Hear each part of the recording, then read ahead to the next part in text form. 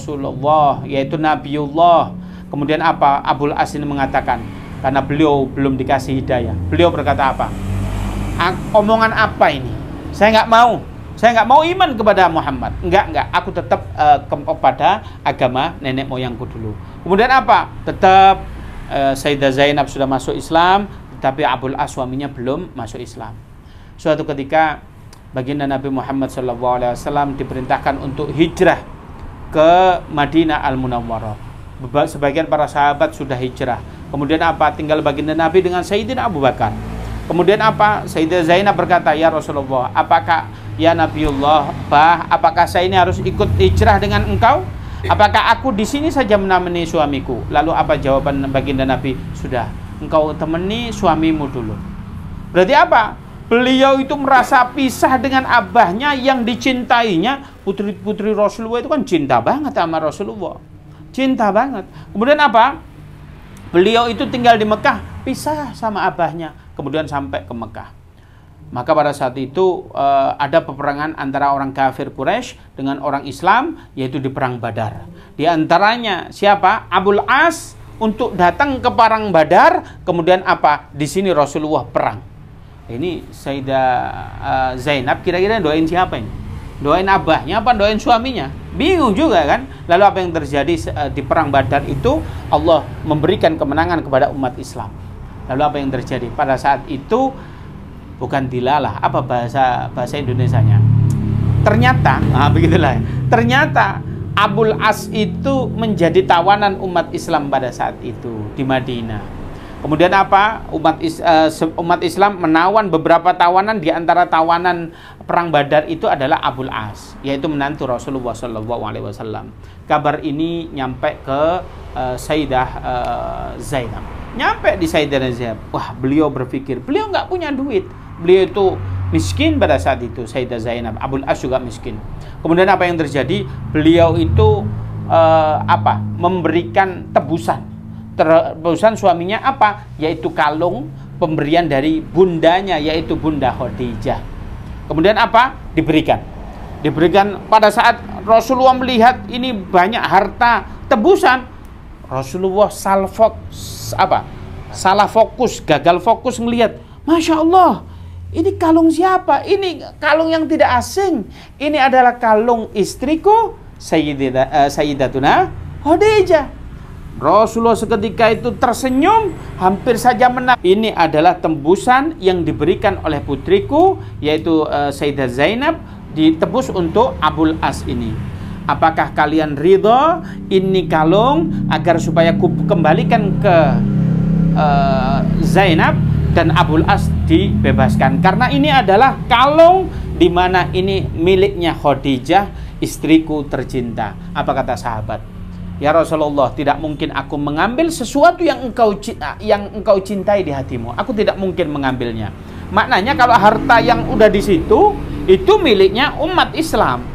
Sehingga kalau kita itu sekarang jangan memiliki jamaah atau apa, harus bisa membedakan ini harta jamaah, ini harta pribadi, harus bisa membedakan. Ojo kuabe diserobot, masuk kantong.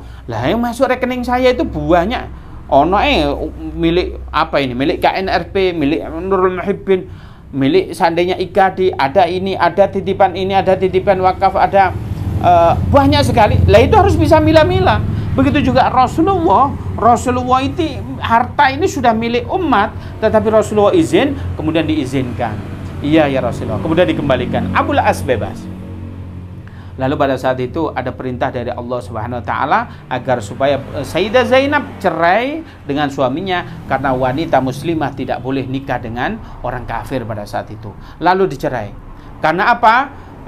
Ditanya, kamu ternyata sampai sekian tahun ditunggu, ternyata tidak mendapatkan hidayah. Lalu apa yang terjadi? Beliau datang ke Madinah dalam keadaan cerai, menjadi jandanya Abul As.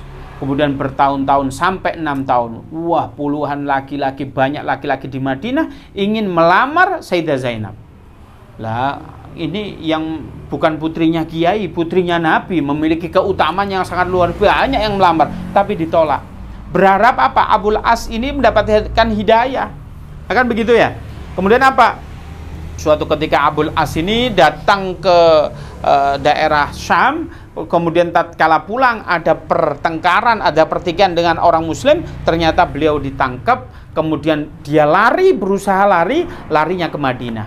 Larinya ke Madinah, kemudian mencari di mana rumahnya Sayyidah Zainab.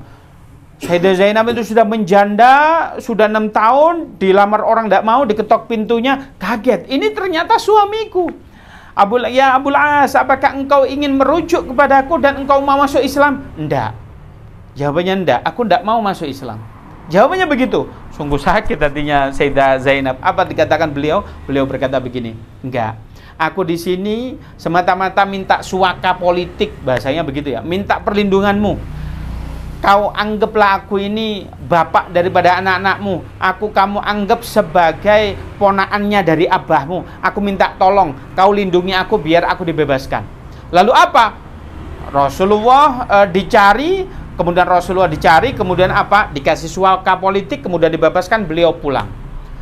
Beliau merasakan begitu indahnya Islam, begitu indahnya interaksi Rasulullah dengan para umatnya, begitu sayangnya Rasulullah terhadap umatnya pada saat itu. Kemudian tatkala pulang, kemudian beliau pulang, kemudian beliau balik ke Madinah lagi dan mengucapkan asyhadu an la ilaha illallah wa asyhadu anna Muhammadar Rasulullah. Ini luar biasa. Ditunggu. Kemudian tapi tatkala pada saat itu Rasulullah Sayyidah Zainab meninggal dunia. Abul As ditinggal. Abul As nangis sejadi-jadinya, sesegukan kayak anak kecil, nangis sejadi-jadinya. Abul As nangis. Lalu nangis sesegukan, kemudian apa? Orang-orang bertanya, sabar, iya. Bukannya beliau itu tidak ridho atas keputusan Allah, tapi begitu cintanya Abul As terhadap Sayyidah Zainab tadi. Lalu apa yang terjadi? Biidznillah, dengan izin Allah, setahun kemudian Abul As juga meninggal, kemudian menyusul, kemudian beliau nunggu pertemuannya nanti di akhirat, yaitu pertemuan dua cinta kasih di dunia sampai di akhirat. Luar biasa sekali. Itulah cerita tentang putri Rasulullah SAW. Sedikit lagi bahwasanya Rasulullah SAW pada saat nanti kita di padang mahsyar. Padang itu bahasa Indonesia, mahsyar itulah arti nama mahsyar itu aslinya ya di tempat tersebut. Di mana kata tempat tersebut? Rasulullah mengatakan sungguhnya Palestina itu ardul mansya wal mahsyar. Mansya itu berkembang biak. Maknanya dulu Sayyidina Adam dengan Sayyidatuna Hawa bertemu di padang Arafah, di gunung Arafah. Ada riwayat yang mengatakan begitu. Kemudian beliau pindah kemana? Yaitu ke Masjidil Aqsa. Beliau tinggal di situ sampai berkembang biak sampai kepada kita. Itu mansa. Bagaimana mahsyar? Ya mahsyar itu nanti ya yang namanya Palestina itu mahsyar. Padang mahsyar orang kok di Pluto, di Mars, enggak, ya di bumi. Di mana tempatnya? Yaitu di padang mahsyar, yaitu di Palestina. Nanti kita kumpul. Lalu apa yang terjadi?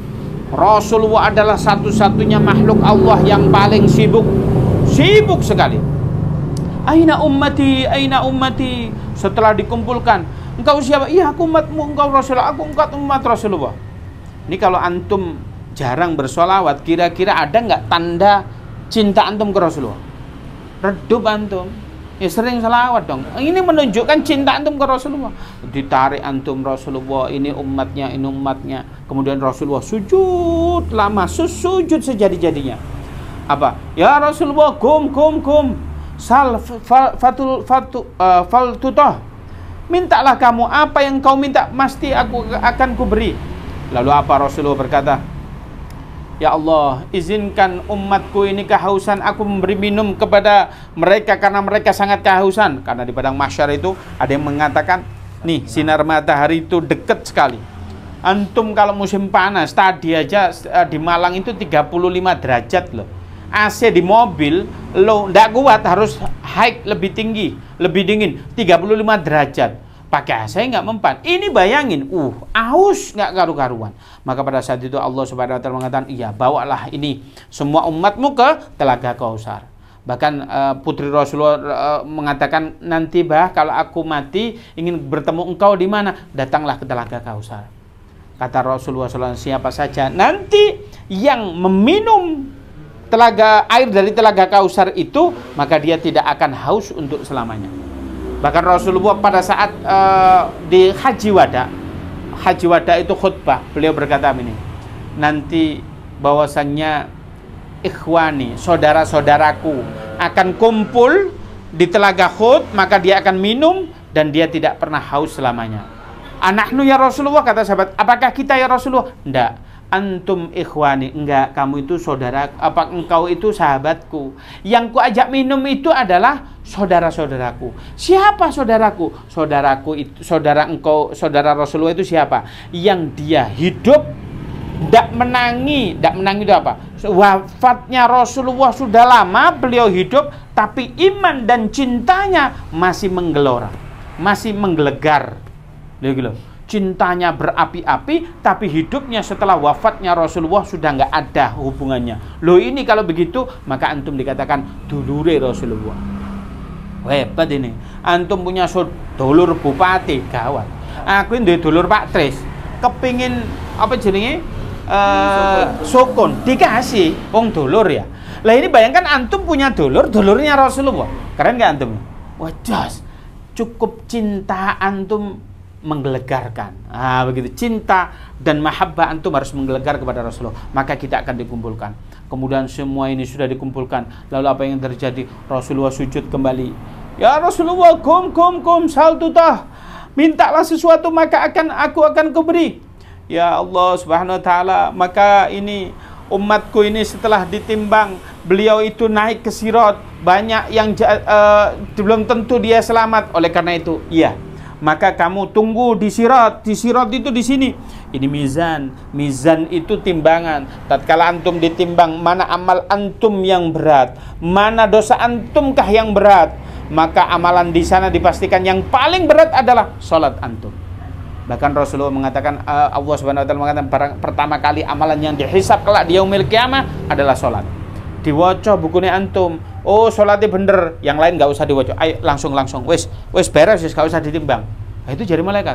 Tapi antum, wah sosialnya bagus nih, ngajak touring, ngajak apa ini, nanam pohon, oke semualah ini ya, semua begini. Salatnya bolong-bolong begitu ya, salatnya bolong-bolong.